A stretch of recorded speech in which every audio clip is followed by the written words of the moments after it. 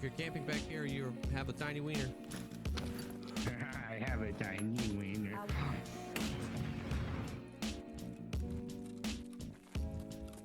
Oh no.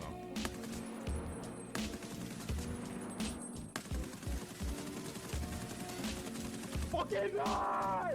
What the fuck? Die! Hey, Jet. No! What the fuck? What the fuck? What is that? What is that?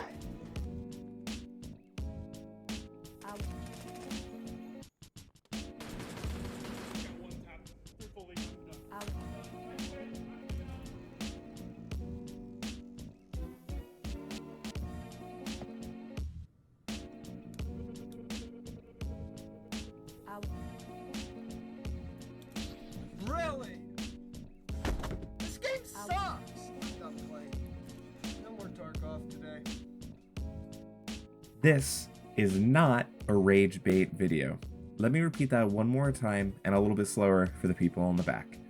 This is not a rage bait video.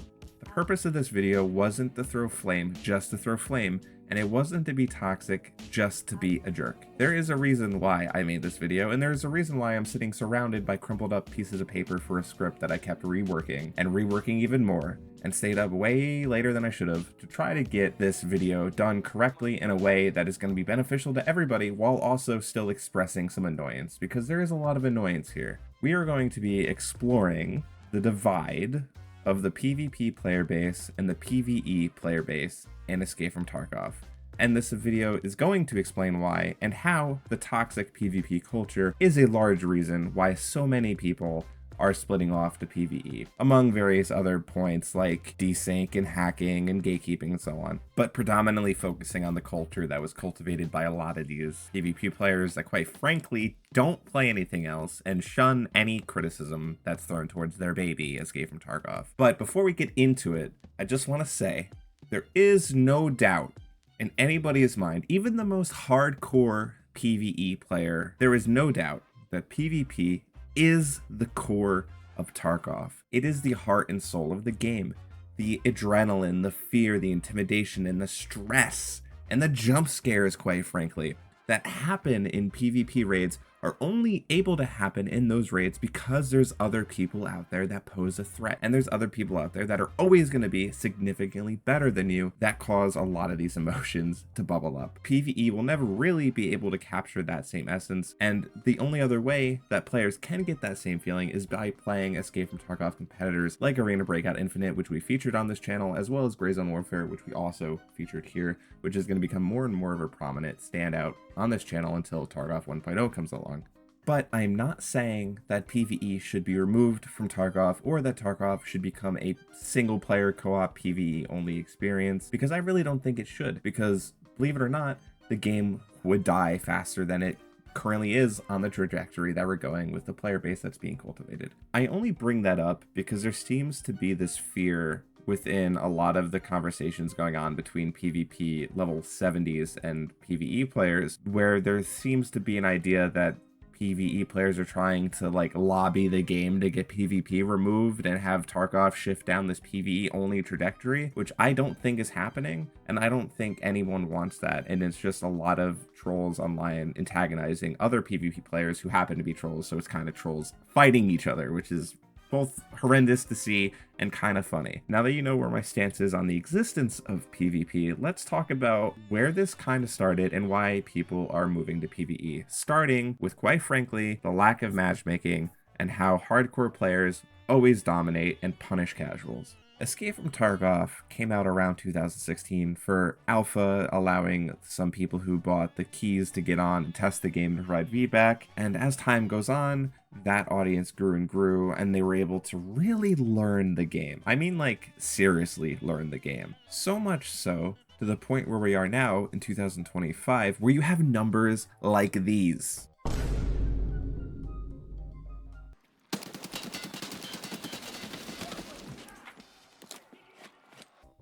These are disgusting numbers that fully convince me that a lot of people who only play this game don't leave their basement and probably don't have a job, or they just fucking farm Bitcoin in real life because it gets them closer to being like their PMC in Tarkov. It's crazy. Hardly do I get killed by somebody under 3,000 hours, and I'm seeing less and less lower play times indicating new players, or a new account that they just bought to give Nikita more money because this game is like one of the most hacked games in existence. But the average PvP player that's been around for a while knows everything. They know the maps by heart. They know angles to hold. They know all of the quest locations where they don't even need to use a Wikipedia anymore. They know the guns inside and out because they're role playing because they can't make it in the real military. They know where you'll walk, when you'll walk there, and what you're doing. And they even know the value of items just by looking at them and can gauge their average price depending on the time in the wipe. That is what a casual player is going up against. That is what they're fighting. When someone just buys Tarkov in 2025, I'm so sorry for whoever does that. And if you're watching this and maybe as a little review format, I really don't recommend buying this game unless you want to play PvE. They are loading up into ground zero at the beginning of a wipe if they time it properly, and they're fighting these people. And I don't think in any universe that should be possible. There is no sense of fairness in that. And you can't throw get good, because how do you get good against those people? Sure, you can pose it like it's a crucible. You get forged into a better warrior by getting obliterated for hundreds of hours, but honestly, it's not fun. And that is why when PvE came out, so many people were like, thank God I'm leaving this. I'm going over to PvE. I'm gonna play so I can learn the damn game, so I can see things I've never seen before, so I can actually use the weapons I can't use because I die before I get to shoot them, and I can get better. It should not be possible, and this is kind of the wrapping statement of the first point where hardcore players are dominating and punishing casuals. It shouldn't be possible for people who have played since alpha to be fighting people who just bought the game. I don't care that ground zero is level 0 to 20 because that's a large area of playtime. It takes a long time to get to 20. It really does. I don't care how good you are. You can probably get it in an afternoon if you're like Landmark, but for the average player, getting level 20 is a long time. So you have a big area of people who are still going to be wrecking casuals who have been playing since alpha. I still normally run into people who are like 3,000 hours plus on ground zero day one of the wipe. That shouldn't be a thing that can happen. That doesn't benefit anybody.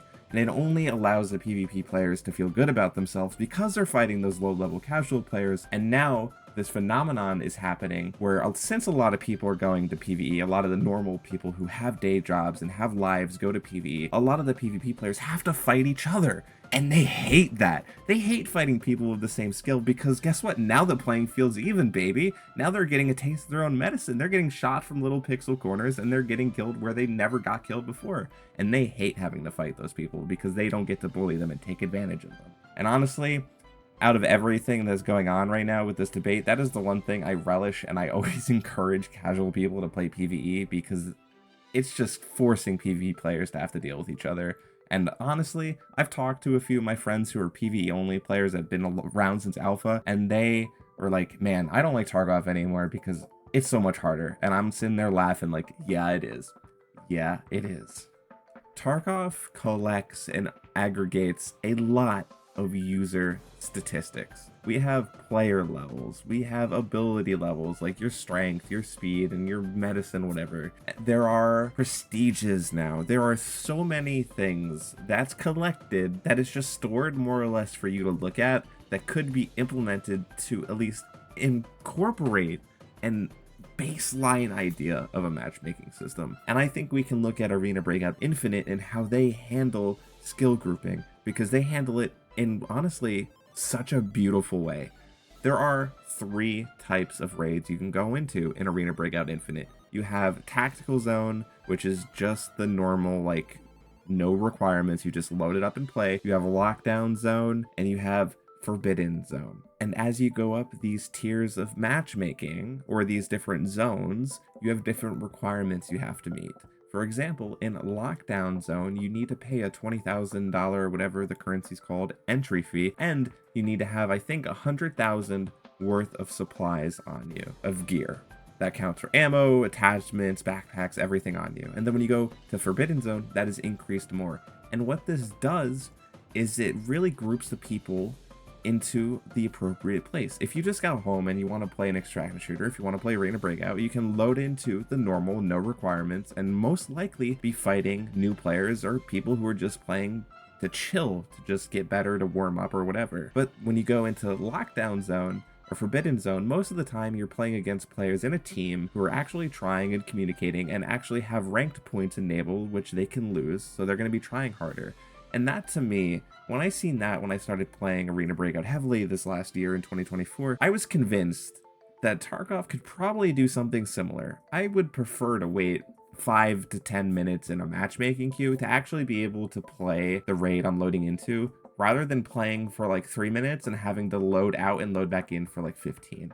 And I really don't think anyone would be too opposed to that. And if they are, I just believe that they kind of want to bully people who know less than them. With the type of hardcore extraction shooter genre, that is just the nature of the game. There's exit camping. There's a lot of playstyles that are inherently toxic that are made just to kind of ruin someone else's day, and that's going to be a side effect of this genre that we can't get rid of. But to me, having some sort of matchmaking in Tarkov would benefit so many people, and maybe, just maybe, it would bring people back from PvE to play PvP, because they know there's more of a chance of them being grouped with people that are similar to their skill if they're allowed to choose what type of stuff they want to go into. Or alternatively, you can just play Gray Zone Warfare, which is a open world extraction shooter, which severely limits the possibility of having to constantly fight people that are better than you, because you have this whole world you can move around in. But I digress, all right? I digress. No, this is not a sponsorship for Gray Zone Warfare. My God, I would love that, but just a good game. I'm praising it to heavens because it's such a good game.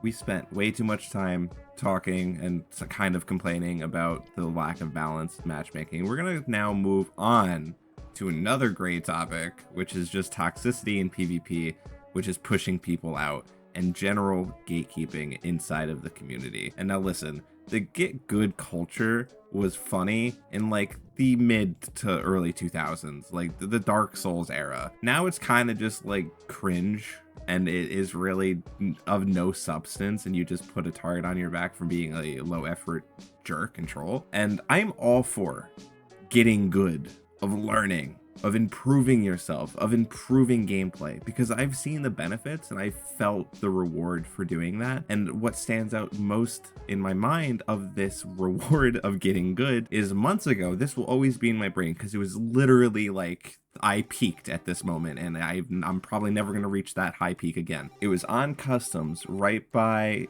Scav checkpoint and factory far corner where those fuel tanks are. Someone shot at me. I had no idea where. Normally I would panic if I was newer, but instead I ran into the factory building where the green room is, and across from green room, the other set of stairs, there's this weird like living room break room. I don't know what it is, but you can jump on a couch in there, or a table, one of the two, and you can look through one of the windows that are higher up. And I did that. I ran over there, jumped on the table, looked through the window, and I seen the guy that shot me come through the hole in the wall, and I lined up a shot because he was looting a body there, shot him in the head.